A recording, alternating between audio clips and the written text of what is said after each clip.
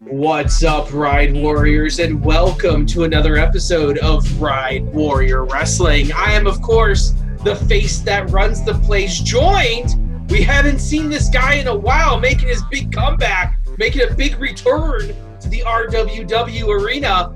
It is the Maverick, Rob Dole. Maverick, what's up tonight? Well, I'm actually kind of pissed off because you took my Too Sweet from me and those stupid updates you do. You know, Rob, you my Too Sweet send off. You've got like the busiest schedule ever, doing whatever you do. I don't even know what you do. Probably like backyard wrestling or traveling the indie circuit. I don't know what, but you can never get Rob Dole. He's the man, the mystery, the legend. I'm part of All Elite Wrestling. What are you talking about? I just got a contract yesterday. Everyone does now. So, well, speaking of All Elite Wrestling, we're not going to talk about that at all. Not at all. But we are going to talk about the big WWE news that came out this week, and that is that Paul Heyman and Eric Bischoff is coming back, baby. They are coming back, and He's back. and Heyman is going to be running the red brand, and Bischoff is going to be head of creative for the blue brand. And supposedly they're being given complete creative control. Yes, they are still going to answer to Vince McMahon.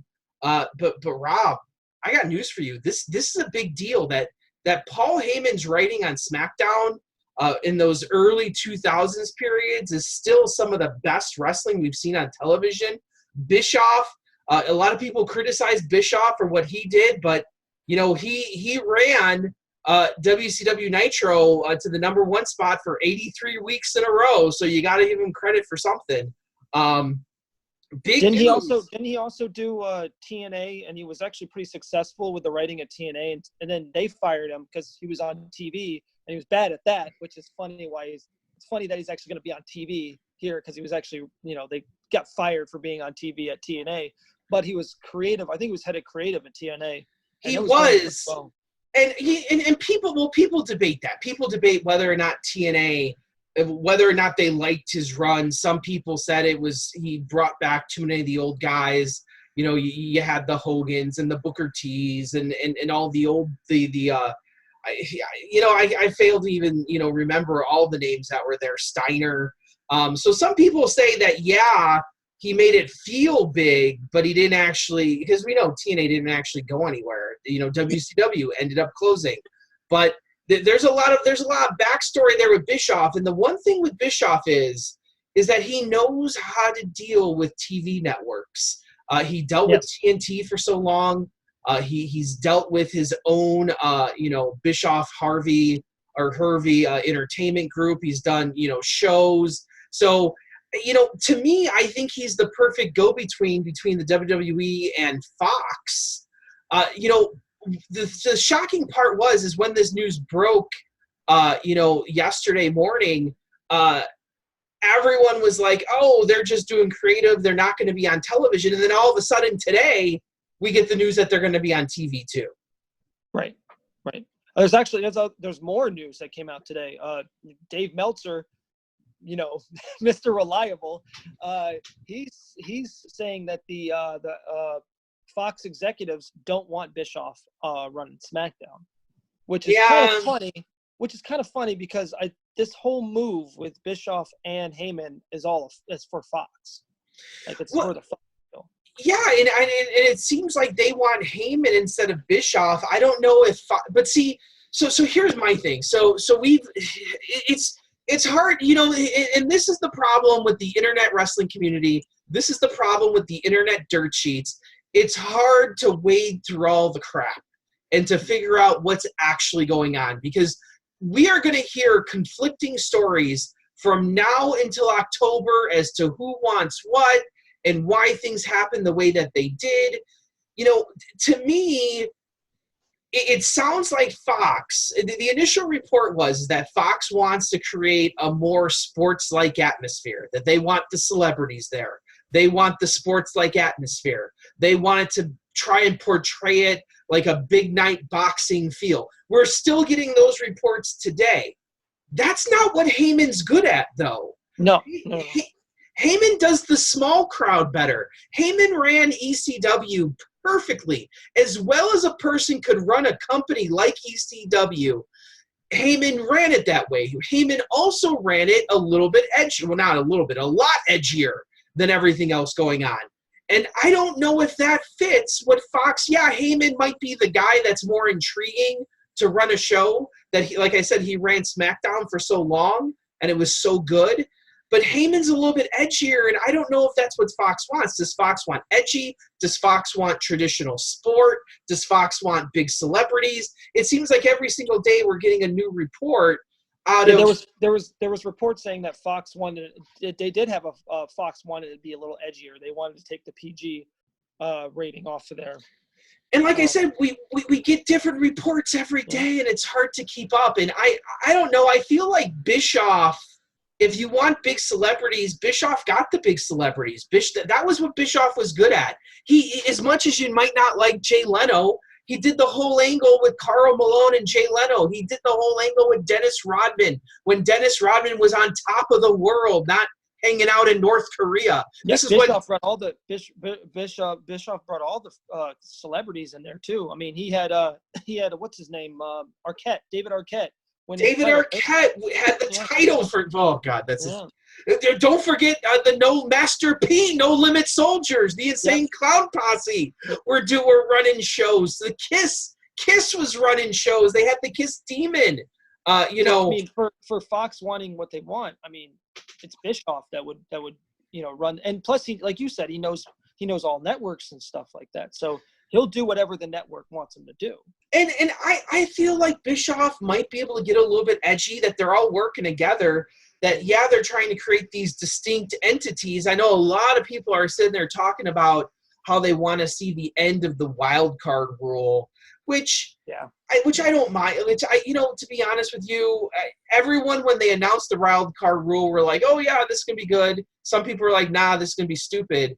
It's turned out you get the same people on the same shows, are on both shows now. And I would like to see both TV shows have a very distinct feel to them, a very distinct presence, different writing teams. I don't want to see the same writers on both shows, because if something works on Raw, now SmackDown, something else might work there. If something doesn't work on SmackDown, now you're not having the same people drag out those storylines between 5 hours of program versus just 2 or 3.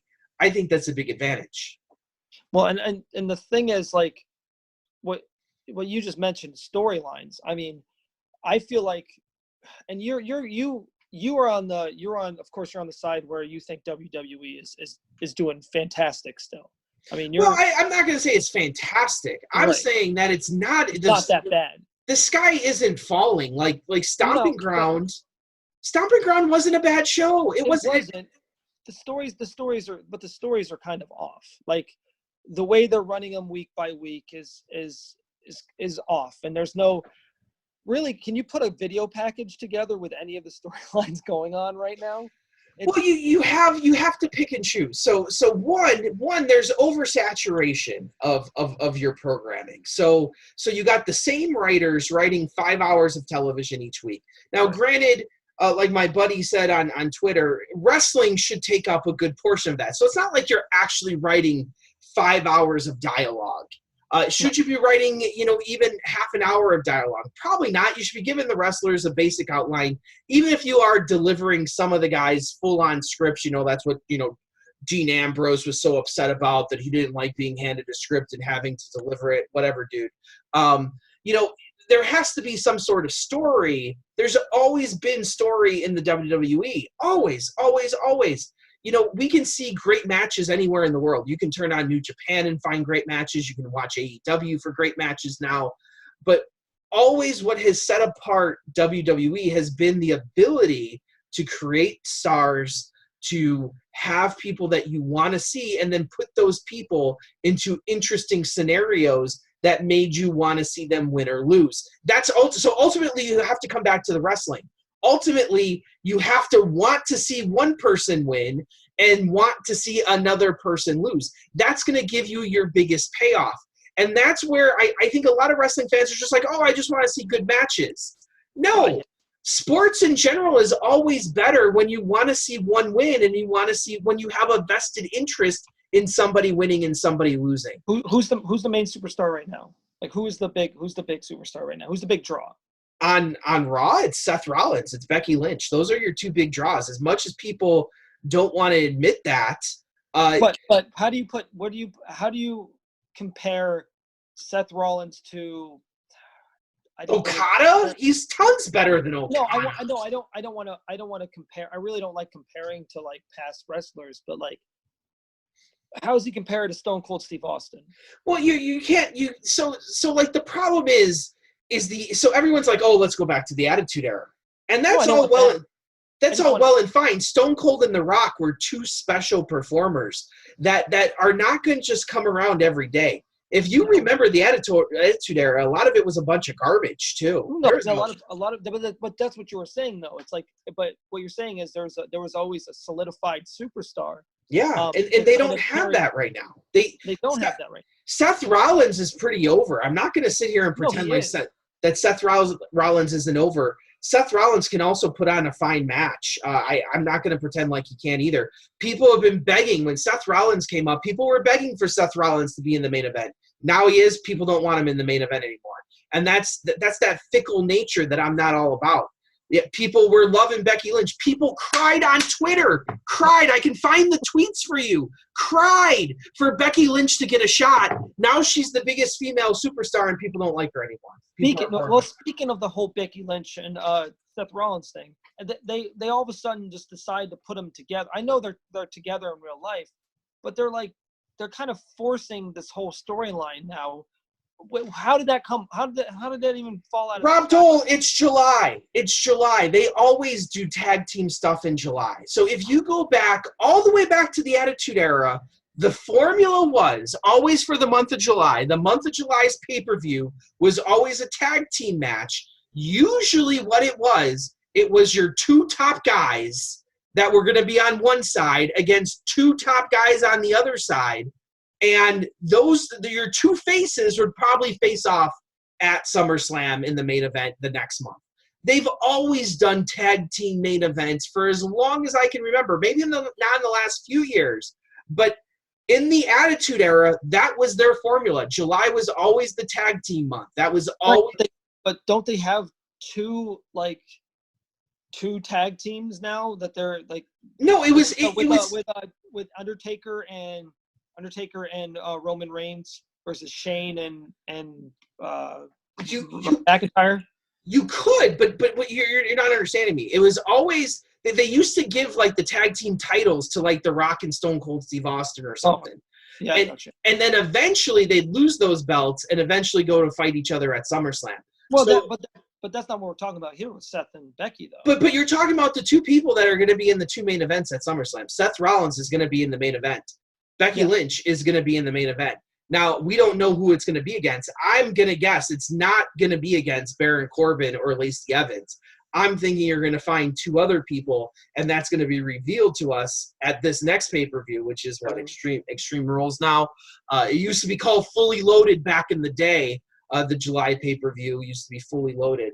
So it's just, I just don't feel like the sky is falling. You got Kofi Kingston running great matches. Dolph Ziggler, who's finally interesting, finally putting on great interviews and I've never questioned his wrestling ability. Never questioned it. I've always questioned him being interesting enough, but the why it isn't me storyline against Kofi has been great, and people are shitting all over it. You also got Kevin Owens waiting in the wings. That looks like it's going to be Kevin Owens and Kofi now.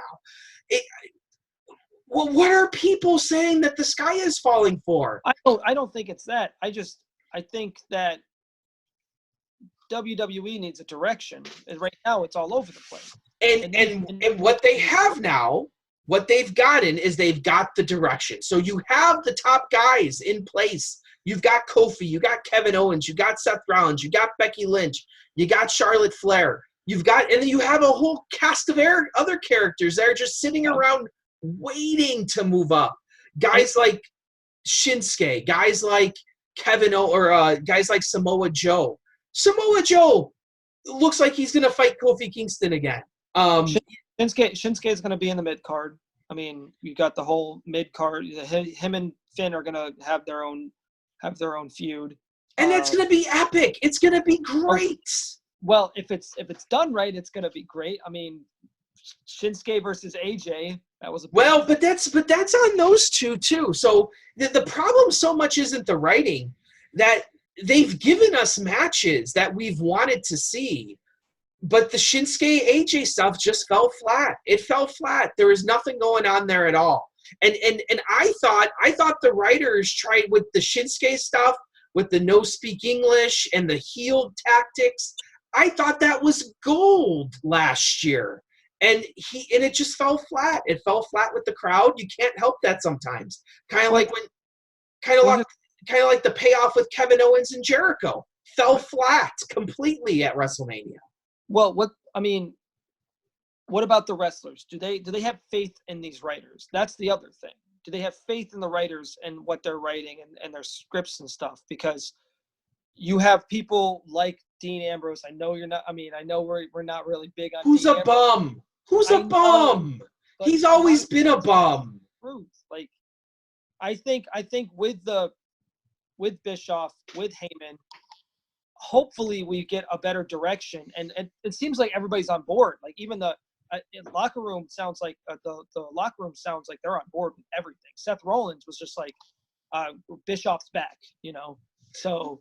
But it's going to be good for them because, like you said, it's not only the direction, but they know how to present stars. Yeah, and Heyman does it really well. Heyman can make anybody look like $1 million. He did. He tried with Corbin, it failed. Well, he did it. Amish roadkill in ECW looked like $1 million when Heyman threw him out there for some reason. Heyman could throw anybody out there with the dumbest of gimmicks and find a way to get these people over. So that's going to be, there's a lot of guys on Raw that I think, guys like Braun Strowman who have just fallen flat completely. Guys like Bobby Lashley who have fallen flat completely. And those guys, they push Braun Strowman to the moon. I'm going to blame Braun on that one, but a guy like Bobby Lashley, he's been put in some pretty bad scenarios that have not gotten him over at all. His best stuff was with Leo Rush, and that was passable at best. Lashley's terrible. He's not good. He needs a mouthpiece, and he needs a good storyline. He needs to be pushed as that monster heel, not as some likable baby face. That's how TNA did it. TNA did a great job with Bobby Lashley, that people were legitimately like thinking, oh, this guy's a badass. Not so much anymore in WWE. No one's thinking that. But then we also have the returning Bray Wyatt.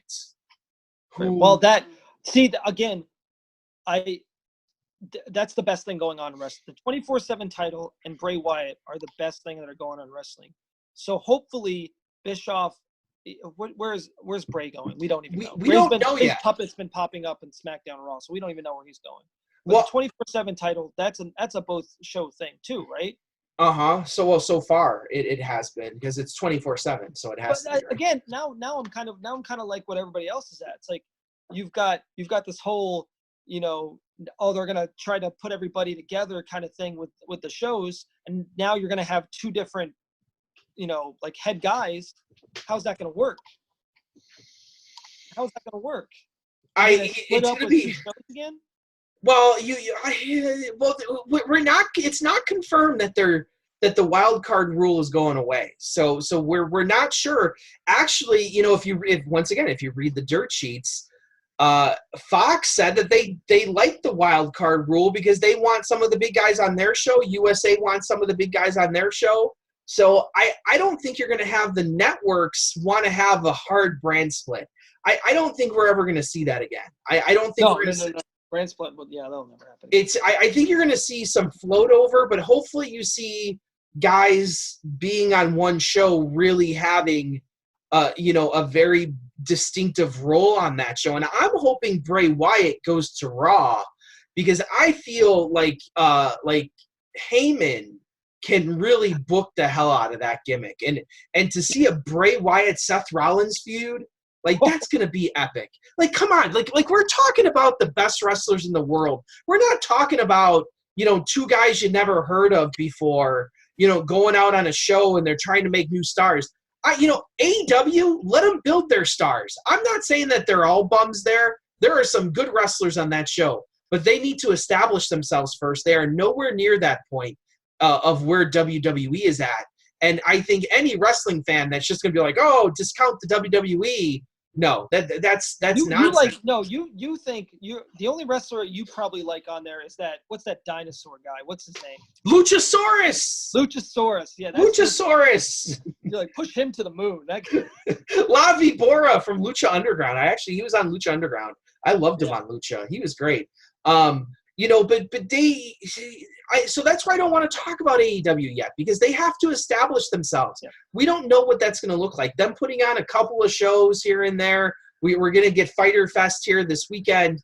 We're going to figure out more, but they need to start doing some stories or doing some stuff to make me feel for their characters, feel for their wrestlers.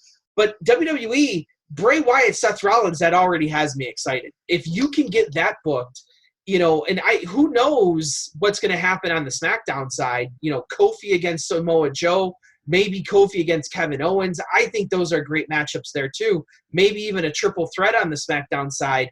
The wrestling is solid. The wrestlers that you have on both of these shows right now, I think are top notch. You just need that direction, like you were saying, the Heyman and the Bischoff, and that's what's going to give you that direction. And hopefully we're going to move forward on that. And with that, you have, I just had this thought, SmackDown, a lot of people really gravitate towards SmackDown a lot more because, with Kofi being the champion, SmackDown has been sort of the A show lately. I mean, I don't think you disagree with that. As SmackDown taken over from Raw, and Bischoff isn't a guy that's he's not going to take over. He's not a guy that's going to, WCW was always, kind of the second fiddle to WWE, even except for those 83 weeks. Except for 83 weeks. Yes. So, but I think he's only there to kind of, like you were saying, kind of try to please Fox, and that's why I'm not even on board with what Dave Meltzer says, because Mr.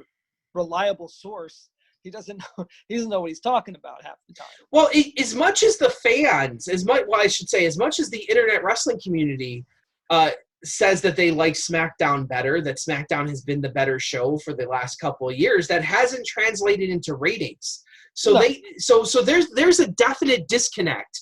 But the ratings are all because of AEW. No, everybody is giving crap to WWE just so they can jump ship. That's all this is.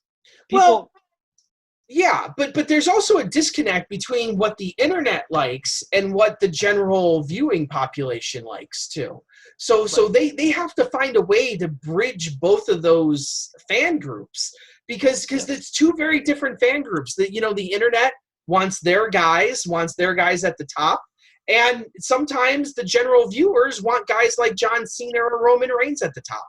So you got to bridge the two, and you got to find stories. The problem is that I feel as if the WWE has been focusing too much on the general viewership lately, and now we've started seeing that swing back, that Roman Reigns is in the mid-card. Like, there was one tweet that said, so for Stomping Grounds, Roman Reigns is in the mid-card, you got Seth Rollins in the main event, you've got Kofi Kingston wrestling for the WWE title, you've got Daniel Bryan on the show, and you guys are complaining about the match list. Why? This, if you would have sent this out 3 years ago, people would have been like, yes, give me that show. This is going to be the best show of the year. Now it's here and people are crapping all over it. And that's where my problem is. That when you get the internet, sometimes people just like to bitch on the internet. We saw it with the ending of Game of Thrones. We see it in everything. No. Don't even bring that. Don't bring that up because I don't want to hear about it. People, I hate people that hate the season 8 finale. Hate them. Hate them. Hate you. If you hated Game of Thrones season 8, I hate you. God. People just want to bitch about stuff all the time, and it gets annoying. Wrestling's always been like that. That's why wrestling and coaster stuff has always been neck and neck, because people bitch about roller coasters all the time. They do. That's all they do is bitch about stuff, and people get more attention than when they bitch. So if you praise something, no one retweets you. Nobody cares. It's only when you start bitching about stuff that people actually get noticed. And I feel that sometimes people are even disingenuous with their bitching, that they might not even believe it, but they're going to bitch just to get attention. And it's like, okay, guys. But Raw has always had a problem. Obviously, it's the 3 hours of Raw. That's the problem. I mean, going 3 hours a whole show can be taxing, and you get bored by the third hour. Nobody tunes in after the second hour. They're just like, nah, I don't want to watch the rest of it. The problem is the matches. I don't find the matches to be meaningful anymore. That I usually fast forward through most of the wrestling, because the weekly programming, the matches don't mean anything. Now, granted, when I was watching in 1998, 1999, I didn't have the ability to fast forward through the shows because I was watching them live. But what you could do is you could flip back and forth between Raw and Nitro until you found something that was interesting. I always watch Raw. And I flip back and forth. And if there was a boring match on Raw, I'd flip off of Raw and I'd go to Nitro, see what was happening on Nitro, flip back until something, and it took your mind off of having to sit there and watch one program, because if you didn't like what was on the show, you could flip to the other show, and if you didn't like what was there, you could flip back to Raw. So we don't have that luxury. Now I have the DVR, I can just fast forward. I don't even watch the shows live, because I don't feel like there's any pressing need. And maybe that's what they need to change. Maybe they need to change it so that I feel like I have to watch this show every week. I don't even watch the shows anymore. Well, I watch all the clips off YouTube. That's the thing. I'll get all my story from YouTube. Is why waste the 3 hours if you can pick it up in 45 minutes or half an hour or 15 minutes? Why waste 3 hours sitting there and having to go through all that crap? Because it's not meaningful. So that's going to be the big challenge for both Bischoff and Heyman, is making it meaningful, because now we're going to add in another 2-hour wrestling show on the week with AEW. So you're going to have 3 hours of Raw, 2 hours of SmackDown, 1 hour of NXT, which everyone says is one of the best wrestling shows you can watch. I don't know how many people watch 205 Live. That's up to 7. Now you're talking... Now 5 people that watch 205. Yeah. Now you're adding another 2 hours of AEW, so you're up to 9. Plus, you might add a studio show on FS1. You're up to 10 hours a week of wrestling, and it's just like they have to make it meaningful, and that's going to be the big challenge for both companies, for Raw, for SmackDown, and for AEW. That you're going to have to make it meaningful. AEW, there's a honeymoon period going on right now. And if they don't deliver quality stuff over the 2 hours that they're on TNT, people are going to turn on them too. It's going to be a love for them, even if they put out a crappy product for their first. It's going to take a while. That you're going to have your people that love AEW no matter what they do. You listen to that really bad commentary. I mean, that was. They got a lot they have to fix. They have a lot that they have to figure out. They put on a solid show for Double or Nothing. Good wrestling, but once again, wrestling is only going to take you so far. I look at it this way. There's a group of people that are going to watch professional hockey no matter what. That it doesn't matter who's in the Stanley Cup, they're going to watch those teams. Danny Miller, he's going to watch the teams regardless, okay? He's going to watch the Stanley Cup. Or whatever, the Calder Cup, whatever he watches. He's going to watch those teams in that game because he likes hockey. But that's the small group of people. The larger group of people I watch the Chicago Blackhawks. I could care less. If the Chicago Blackhawks aren't in the Stanley Cup, I could care less who's playing in the Stanley Cup.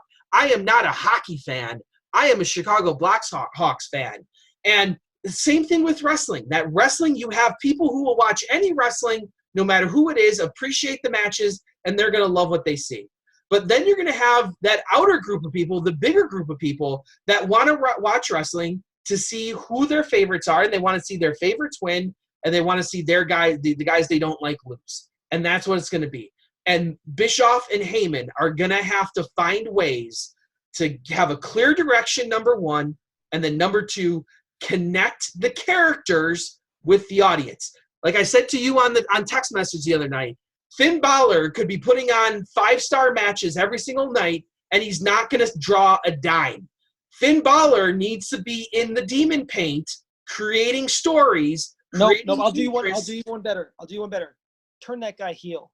Watch what happens when you turn heel. He has to do something. He has to do something to create interest in his character first, and then if he can put on 5-star matches, even better. But the character has to come first. You can put on 5-star matches till you're blue in the face. I can go down to the National Guard Armory and find guys putting on 5-star matches. Nobody cares. Because you know what WWE does though? They make their faces based on how much how much merch those people sell. And that's okay. There's nothing wrong with that. Really, but I mean, you look at Finn Balor, who's definitely a much better heel, but Vince is going to be like, no, we're going to keep a baby face because this guy sells all this merch as a baby face. I don't really like that idea. Turn him heel, get all the heel heat from all the from everyone, and guess what happens? You've got an instant star that way. I've got like 5 or 6 Finn Balor shirts, and they're all demon stuff. Exactly, I got that one. He'd be selling a lot more as a heel or a face if he was the demon, because people like the character. That it doesn't matter.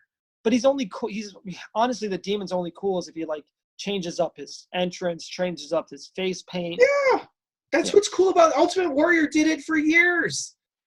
Undertaker always had the same music, never had the same entrance. Undertaker's entrance at WrestleMania, the big, broad strokes, big grand stage. Yeah, on Raw when he was wrestling every week, he had a cool entrance, but he changed it up so often too when he was. But that's the problem with NXT. NXT, when superstars run NXT, they have amazing Finn Balor always not always used the paint, but when he was going in for like what he would like consider like a war type scenario, which is a lot of times trying to defend the NXT title, he would wear the face paint and he would change up his entrance. He had some really good entrances. Do you remember the Jack the Ripper entrance? Oh yeah. Yeah, he had the chainsaw entrance. I mean, he's had some. Where is that at now? When he's up. And that's the problem is NXT, especially at Full Sail. You got some of those kids working, the booth and stuff, coming up with new ideas, saying, "Hey, this is cool."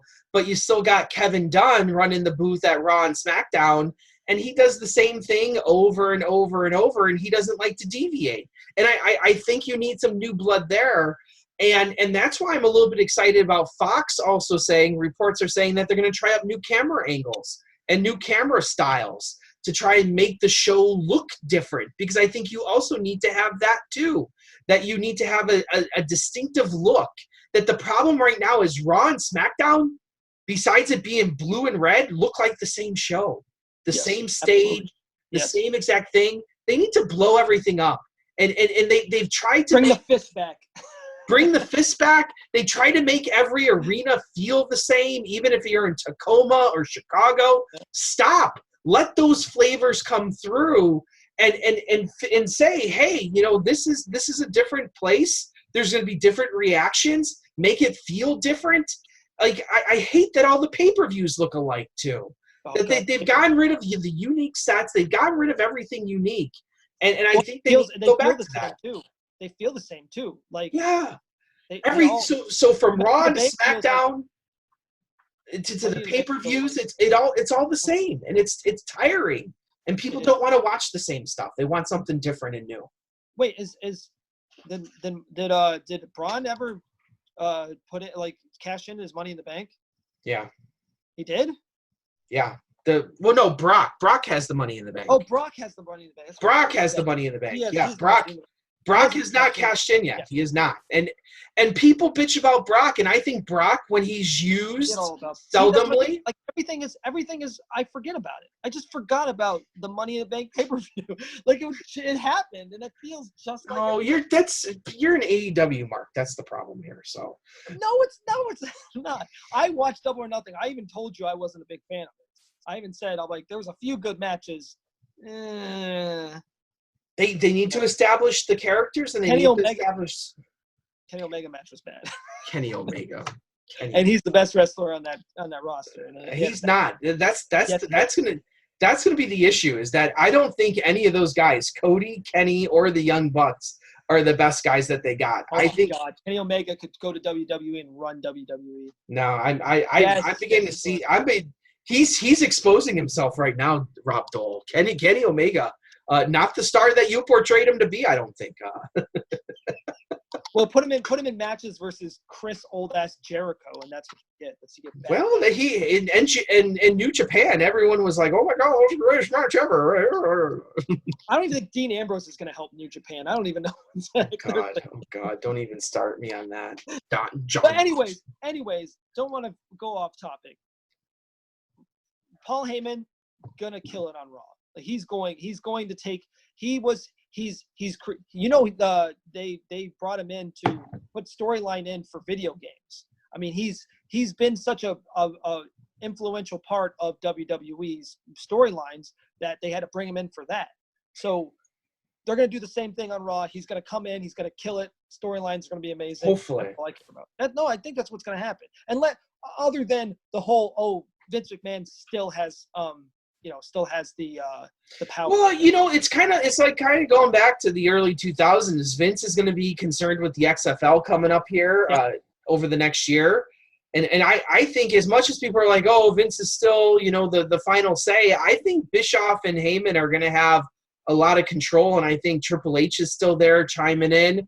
And I'm optimistic right now. I'm looking at what's going to happen here as being something really good coming up over the next few months. And we're going to find out this week because supposedly Heyman and Bischoff are taking over right away.